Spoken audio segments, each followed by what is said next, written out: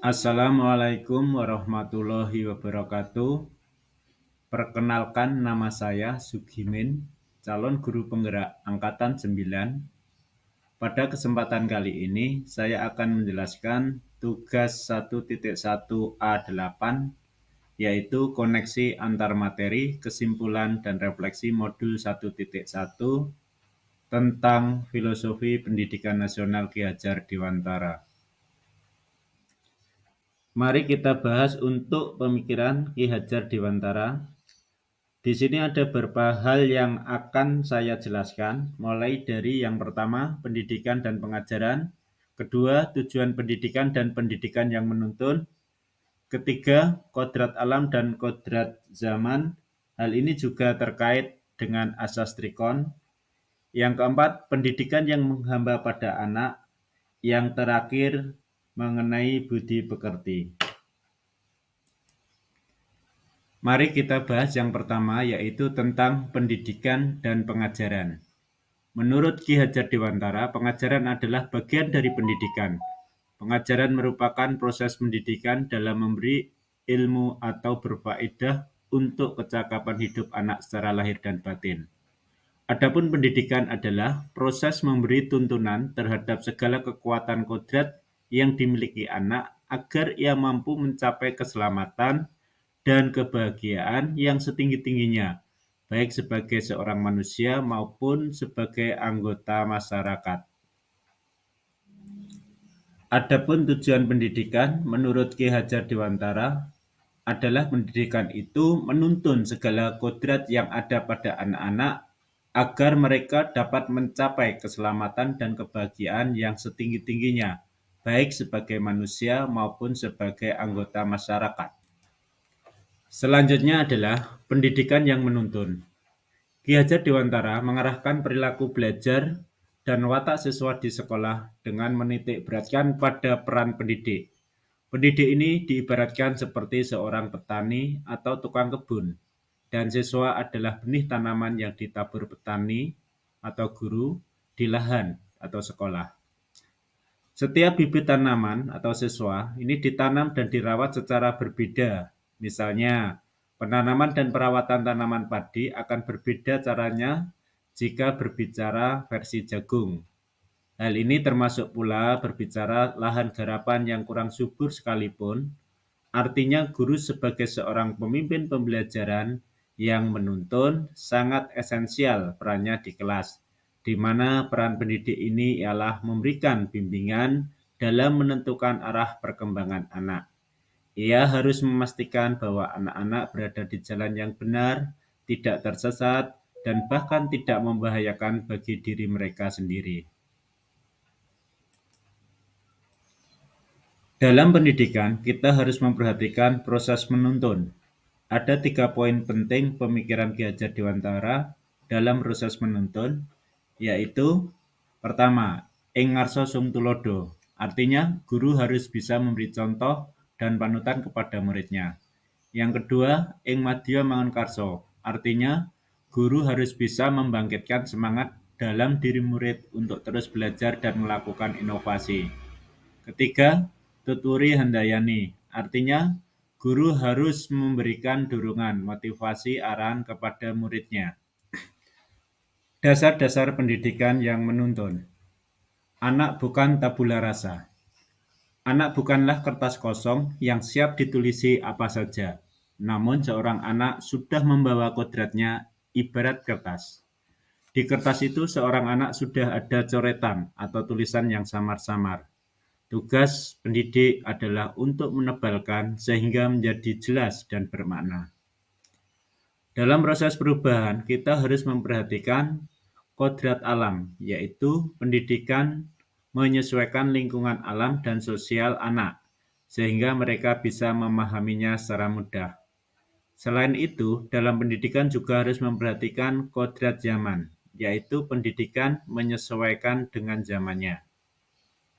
Selain itu, dalam pembelajaran juga harus memperhatikan asas trikon, yaitu yang pertama kontinu, yaitu pendidikan itu bergerak maju dan berkesinambungan, sehingga pendidikan itu terus-menerus belajar sepanjang hayat. Yang kedua konvergen, yaitu Dalam belajar, kita bisa mengambil dari berbagai sumber. Yang ketiga, konsentris, yaitu pendidikan itu harus relevan dengan kepribadian bangsa. Selanjutnya adalah pendidikan yang menghamba pada anak. Proses pembelajaran yang mendorong dan mengembangkan keaktifan murid dalam pemahaman konsep maupun teori melalui berbagai aktivitas pengalaman pada berbagai lingkungan belajar, yaitu lingkungan di dalam dan di luar sekolah. Pemikiran Ki Hajar Dewantara selanjutnya adalah mengenai budi pekerti. Pendidikan adalah daya upaya untuk memajukan perkembangan budi pekerti atau kekuatan batin, pikiran atau intelektual, dan jasmani anak-anak untuk memajukan kesempurnaan hidup selaras dengan alam dan masyarakatnya.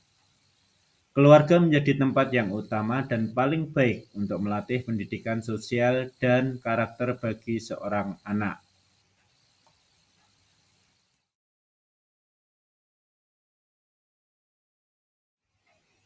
Selanjutnya, pemahaman saya sebelum mempelajari materi modul 1.1 adalah guru hanya mentransfer materi pelajaran. Guru hanya berfokus pada hasil, bukan proses. Guru hanya melihat nilai dari aspek kognitif saja. Guru menyamakan standar penilaian atau KKM. Murid hanya sebagai objek pembelajaran.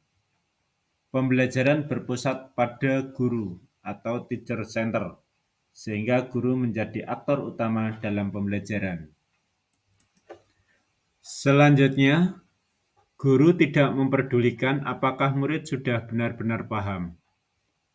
Guru hanya meminta siswa menghafal materi atau rumus.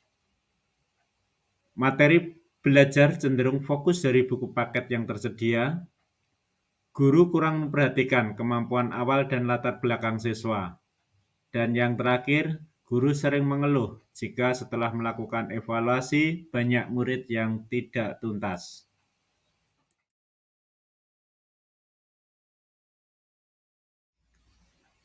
Namun, setelah saya mempelajari modul 1.1 tentang pemikiran Ki Hajar Dewantara, saya menyadari bahwa apa yang saya pikirkan dan saya lakukan selama ini tidak tepat. Setelah mempelajari modul 1.1, saya menyadari pembelajaran yang berpihak pada anak. Guru bukan mengajar tetapi menuntun anak dalam pembelajaran. Bukan mengejar materi tetapi lebih berfokus pada kebutuhan siswa. Proses lebih penting daripada hasil. Selanjutnya, sumber belajar dari berbagai sumber, tidak hanya dari buku.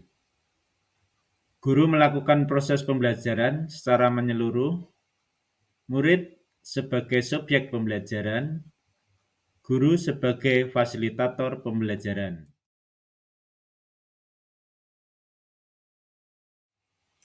Rencana tindak lanjut yang dapat segera saya terapkan dalam pembelajaran di kelas antara lain: pertama, merancang pembelajaran yang berpihak kepada murid, yaitu adanya pembelajaran yang interaktif dan menyenangkan, yang melibatkan murid sesuai metode student center.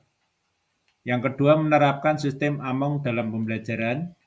Yang ketiga, menerapkan pembelajaran abad 21, yaitu berpikir kritis, kreatif, komunikasi, dan kolaborasi.